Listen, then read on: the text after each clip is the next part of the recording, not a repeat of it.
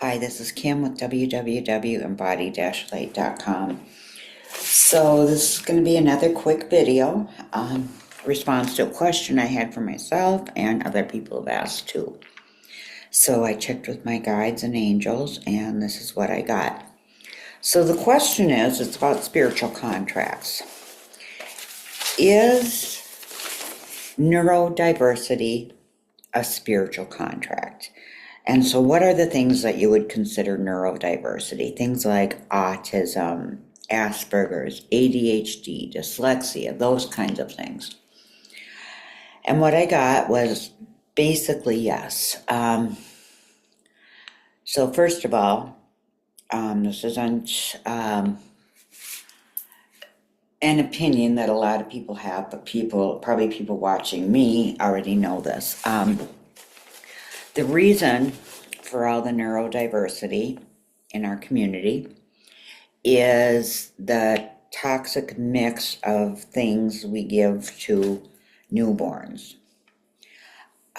Very toxic, many at once. It actually causes an inflammation in their brains, sometimes swelling. And what they explained to me was, it's like, okay, so they said you could make this analogy. When somebody has a heart attack, you've probably all heard of someone like this. A lot of times they'll do the surgery to clean out the arteries, but sometimes they can't. And what happens to those people is their heart will actually grow new arteries. No, it's not the most efficient thing, but that will keep someone alive for years. I've seen it happen. One person I know, they told her 7 years ago that she wouldn't be able to survive past 3 years. And this has been 7 years and she's doing okay. And my mother had that happen as well. And she wasn't strong enough to be able to survive any surgery. So she just lived like that for maybe 4 or 5 more years, I think. Anyway, so back to the thing. So the body will send out new arteries and veins to grow to feed the heart muscle.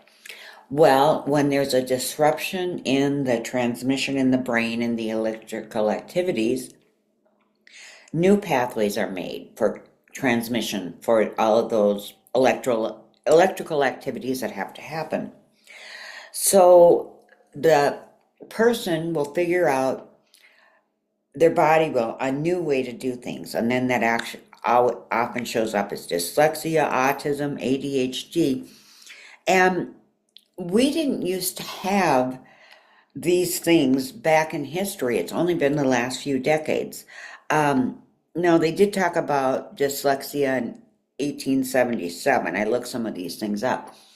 Well, it was more of a rare thing, and people can obtain brain damage from other things besides the pump in the arm. ADHD, they started recognizing it in 1968. That's about the time they really started amping up the program.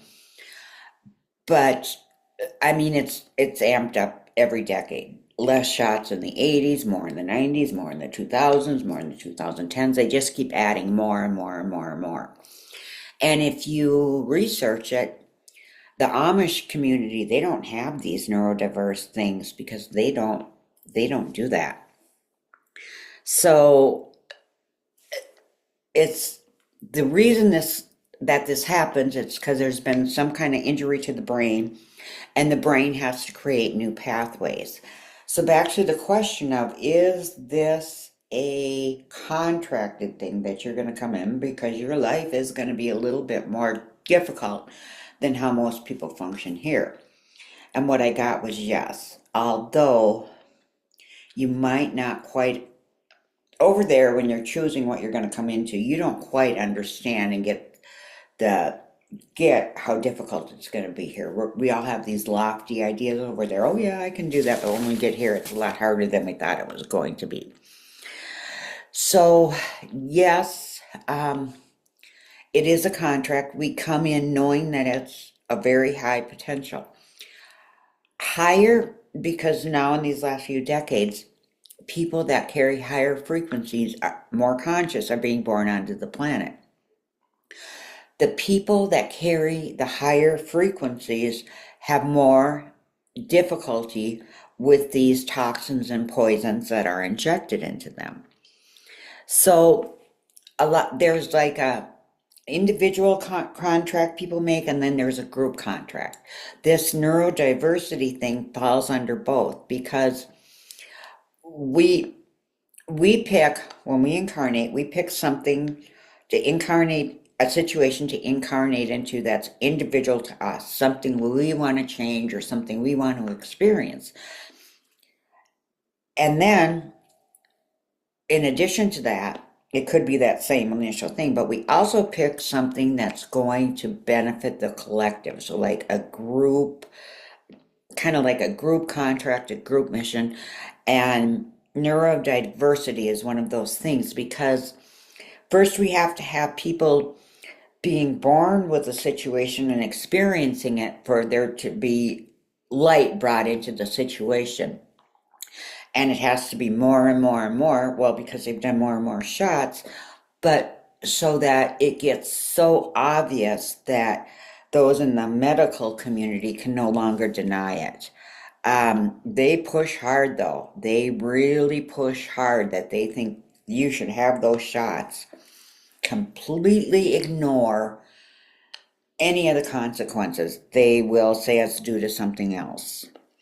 So, also, this could be, these situations I talk about could have, I mean, it's not just this, but that's a big cause.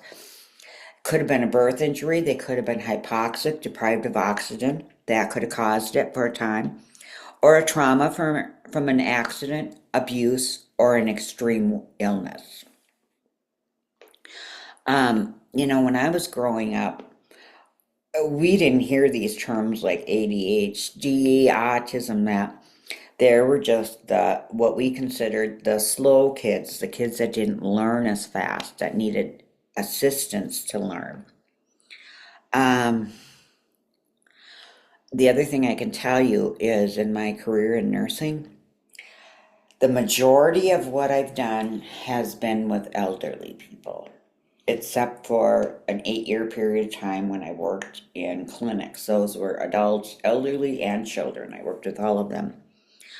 I can tell you, in my experience of working with people that are elderly, you don't see things like, some of them are starting to have ADHD, or they're diagnosing them with autism, but typically, because it can happen from other things besides this, but this is one of the main culprits.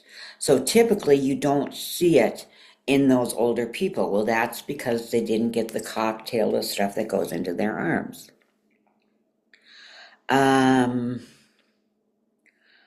Yeah, and the age group I work with, like, I'm going to say 70 to 100 right now. It's very rare that you see that. You'll see dementia, but that is different than autism. Let's see what else I have on here in my notes.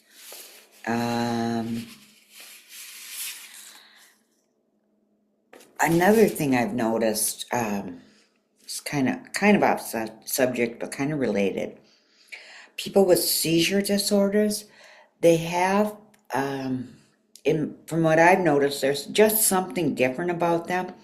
It's almost like that's a form of, I wouldn't call it neurodiversity, but you can almost see where something impacted their brain and they're this certain way. And it can be similar sometimes to people with autism and dyslexia and that kind of thing. Like, I personally, I'll tell you, I have spatial dyslexia. And I didn't even know about that till about 3 years ago. What that was, mine was from the strangulation and hypoxia and beatings that I endured during my first year of life. Brain damage to the point where I had to make new neural pathways. Mine was not as bad as my brother's, because my brother's was abused even worse than he could hardly function in this world. I've been able to function, but it's difficult. I have to reverse engineer things constantly before I figure them out. Um, I'm fine if I'm had enough rest in a space that I'm familiar with, but if I go out of that space, I can really feel the symptoms of it. One example would be like if I'm in heavy traffic driving on a freeway or something that I'm not familiar with and I take the wrong exit. I'm just like completely freaked out and can't really tell where I am. And that's because of the spatial dyslexia. I have to breathe, calm down to get my bearings. And that is a result of injuries because I'm of the age where there weren't as many of these, and our parents didn't.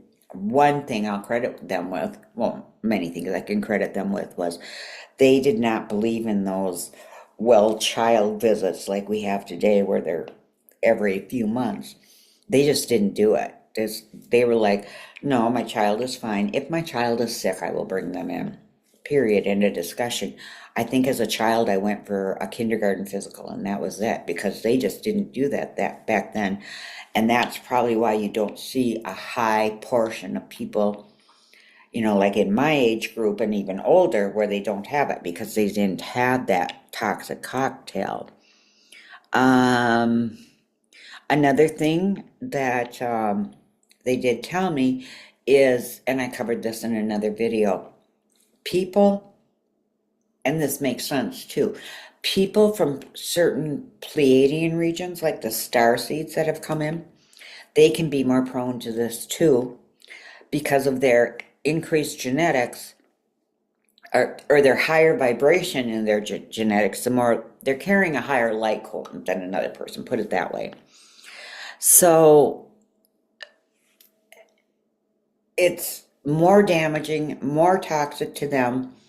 When I ask